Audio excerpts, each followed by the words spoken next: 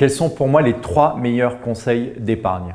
Alors ça fait plus de 20 ans que j'épargne de manière régulière et pour moi le premier des conseils c'est de se documenter. La pédagogie financière, la pédagogie de l'épargne, c'est quelque chose qui est très important. La culture financière, on la partage vraiment pas beaucoup à l'école.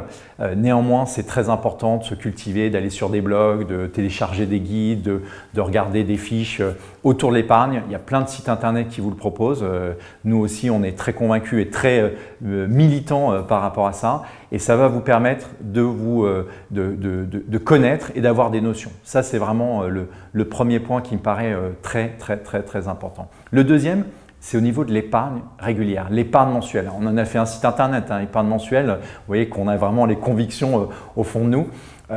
Épargner chaque mois, c'est un effet de levier très important sur le long terme. Plus tôt vous le ferez, mieux ce sera parce que ça vous force à vous établir un budget, parce que ça vous permet de vous positionner à différents moments de marché. Vous n'êtes pas à un seul moment de marché, vous êtes à différents moments de marché, vous êtes sur différents supports, des supports ultra liquides, ultra sécurisés, moyennement liquides, moyennement sécurisés, plus risqués et très peu liquides. Voilà, c'est vraiment important que si vous en avez la possibilité d'avoir quelque part cette panoplie de différents investissements et quelque part de pouvoir le faire dans le temps. Et dernier élément, et ça c'est aussi la clé, c'est important d'être dans le suivi de son épargne. Alors, le suivi de son épargne, c'est utiliser un agrégateur, utiliser un fichier Excel et de regarder de manière régulière si chacun de vos produits produits d'épargne correspond à vos objectifs.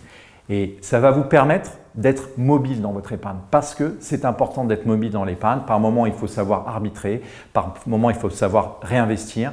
Et en ayant quelque part ces 3 conseils d'épargne, je pense que vous avez déjà une première base pour pouvoir mettre un peu le pied à l'étrier. Bien évidemment, il y a plein de choses à apprendre et si vous avez des questions, des remarques, des suggestions, n'hésitez pas à mettre des éléments dans le commentaire de cette vidéo. On se fera un plaisir d'y répondre. À très vite.